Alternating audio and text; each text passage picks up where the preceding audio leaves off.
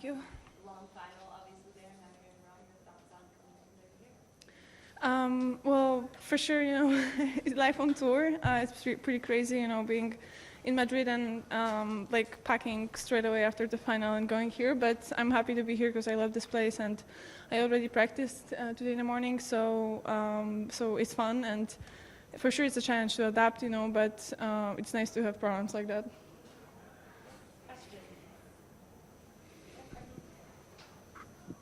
Hello, Iga. In terms of that adaptation, over time, how have you learned how to make the quick adjustment when you go so deep? So, for example, it looked like you picked up really quickly from Madrid. Does that mean it eats into your time of celebrating a win like that, and you force yourself to shift gears and go forward? Usually, I would say, even if I win, it doesn't stick to me in my head like I celebrate for like one day, but then I'm off to another tournament in my head even, but right now I really want to celebrate this one because we just, fought for it really hard. So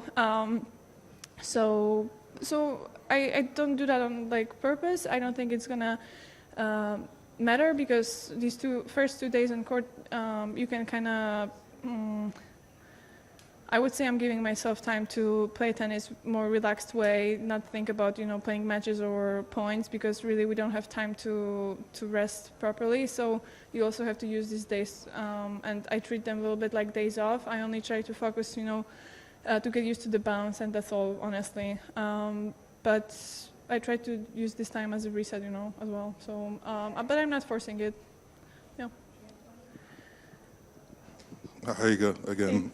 This is obviously a big tournament, another big tournament, and then there's another big tournament, French Open, coming up. What have you learned about kind of staying fresh during this whole period to make sure that through the whole clay season, you're in great shape?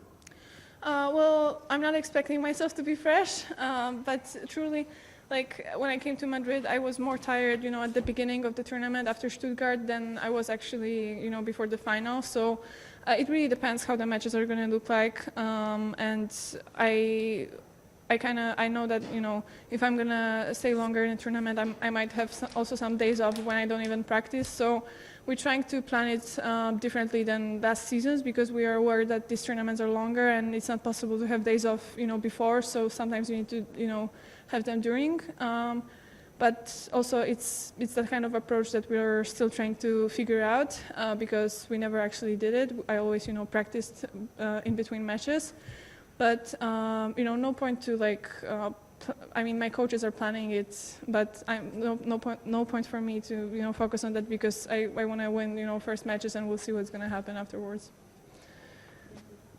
If I lose, then I'm going to have 100 days off. So. Hi, to that point a little bit. What are you hoping to get most out of a day off? Is it to get physically refreshed or mentally refreshed? It depends because when you lost and you feel like you need to, get yourself together and really reset mentally because it kind of stuck to your mind and you can't get rid of that loss. For sure it's more mentally, but I feel like after such a match that we played in Madrid, it's more physically because for sure when you wake up the next day everything hurts. So now I would say physically.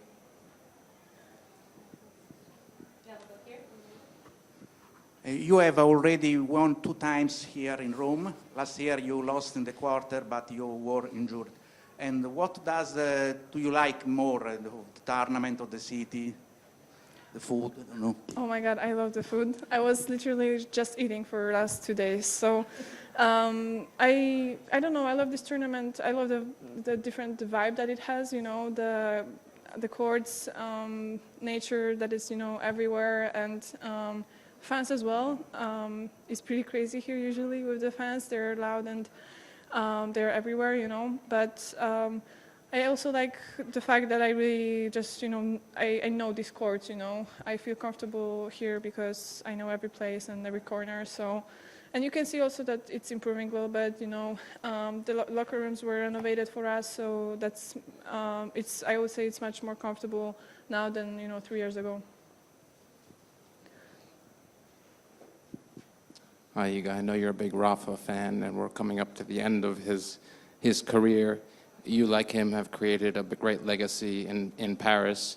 How do you put into words the legacy that he has created? I mean, it's maybe the most impressive performance at any tournament by anyone in tennis in Paris. What's the question? Rafa in Paris. His legacy. Well, it's huge. Well, it's something that he has built, with hard work for so many years that it's, even hard to really imagine, but for sure, he's a huge role model, and him playing in Paris is always something special for the fans. I'm sure that he's really determined to play well in every tournament, not only there, but I think the whole, fast created around him in Paris is something pretty amazing and entertaining. So yeah.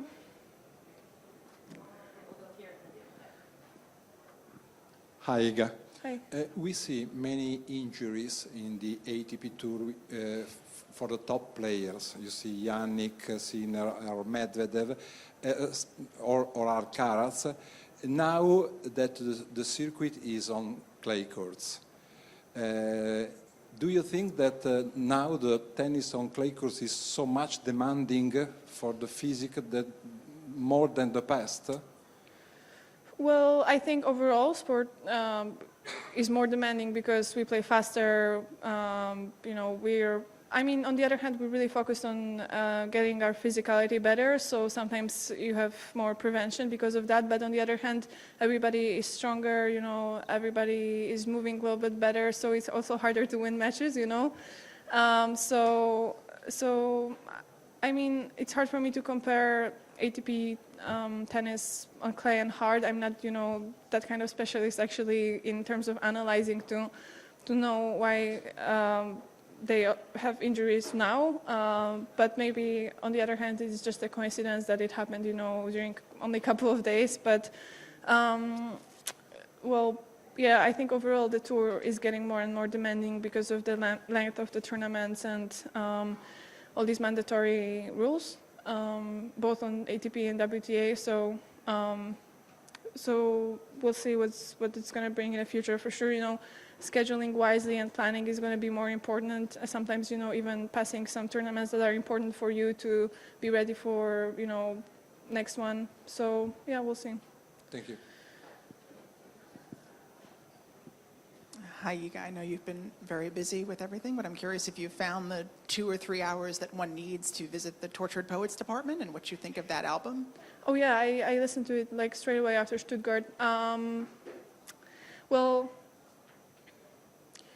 I like it. I would say there are 7 songs that I really like. I made a playlist of all of them. I know Taylor wouldn't approve of me listening only to some of them, but I have my picks, and rest of them are. I fell asleep twice when I was flying, but also because I'm not sleeping after last matches of tournaments.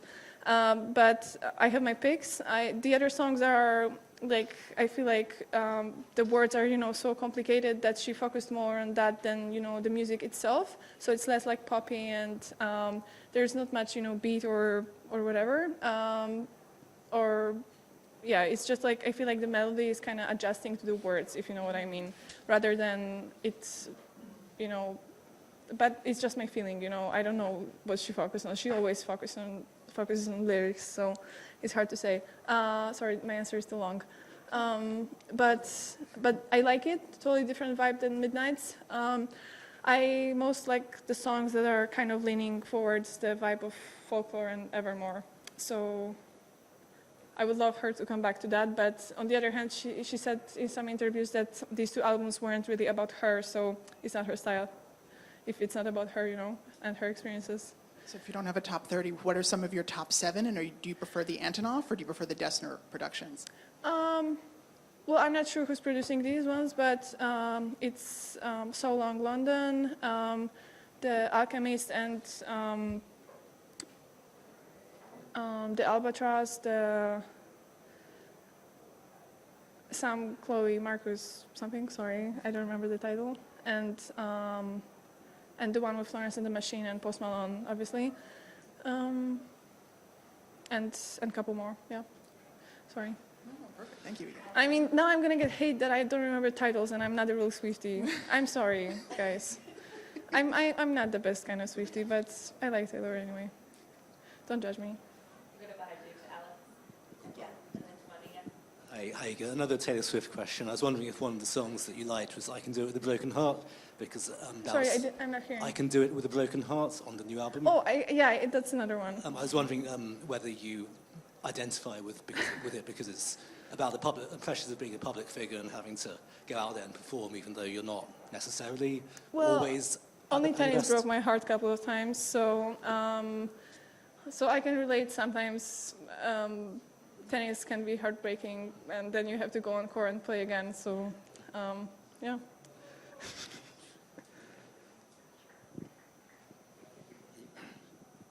I'm writing a piece about the rankings, and players often talk about how they try hard to focus on just on their game and on their progress and not on the rankings.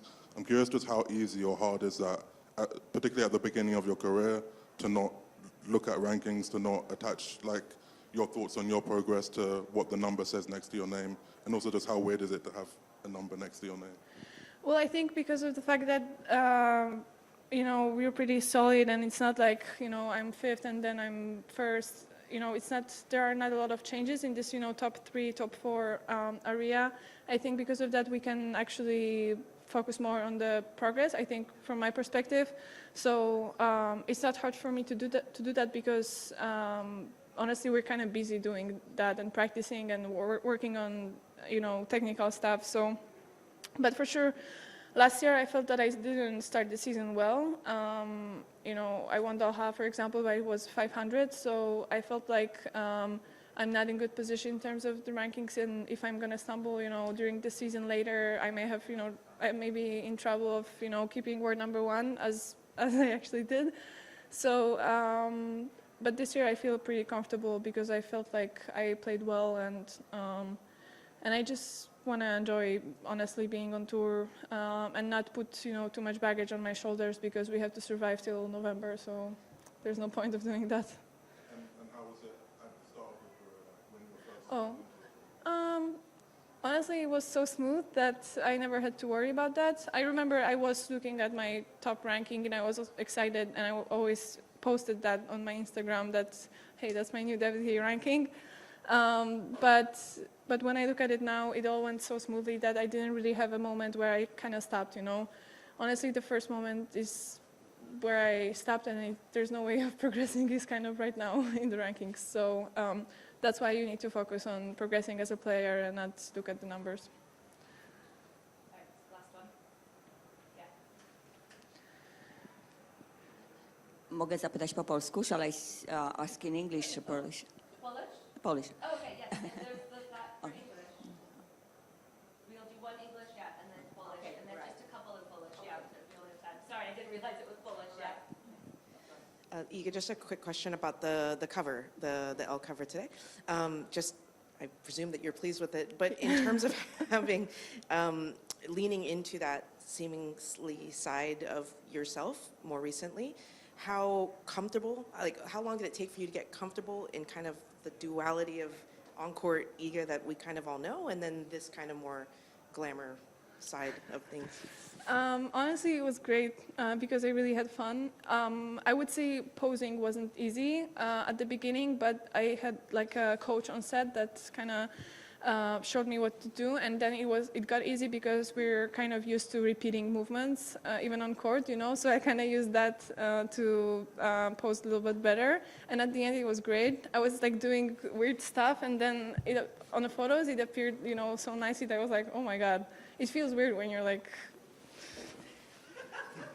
but then it looks good, and it's almost like an art, when this guy showed me how to pose. So it was really fun. At the beginning, for sure, I felt rusty, but I felt like really confident and like taken care of. it's sometimes nice to, when you're kind of living your normal life and you're being just yourself, it's sometimes nice to feel so glamorous, as you said. So it's also good to like treat yourself that way. So yeah, it was really great. All right, we have done just a couple of polling questions. Yeah?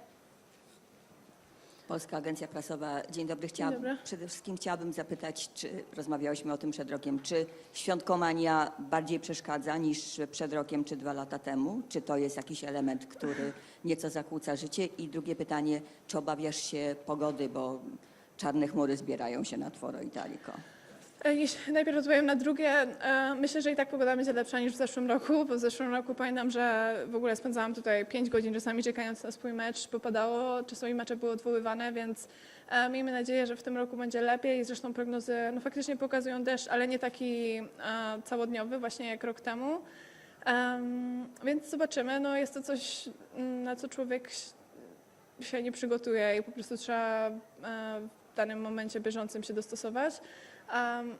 Jeśli chodzi o, jak to pani nazwała, świątkowanie, to powiedziałabym, że jak jestem w Polsce, to nie czuję zbyt dużej różnicy, bo już od dawna byłam rozpoznawalna i już zdążyłam przyzwyczaić się do tego, że jak chcę trochę prywatności, to lepiej zaprosić znajomych do domu albo pójść do czyjegoś domu, a nie wychodzić do restauracji. Ale na pewno czuję różnicę za granicą, bo za granicą coraz więcej osób mnie poznaje. Na przykład teraz w Madrycie już to nie było tak jak rok temu, że mogłam swobodnie sobie chodzić po mieście, bo faktycznie na każdym spacerze z 3 osoby zawsze mnie poznały. I faktycznie no, dopiero teraz zaczynam rozumieć, że to jest też efekt niektórych decyzji biznesowych, jakie podejmuję, czego nie do końca się spodziewałam, ale teraz jak na to patrzę, to logiczne, że to się dzieje i ogólnie nie przeszkadza mi to. Jestem dumna z siebie, że doszłam do takiego etapu, że mam tylu kibiców i że tyle osób chce mnie wspierać. Dziękuję. Thank you. See you guys.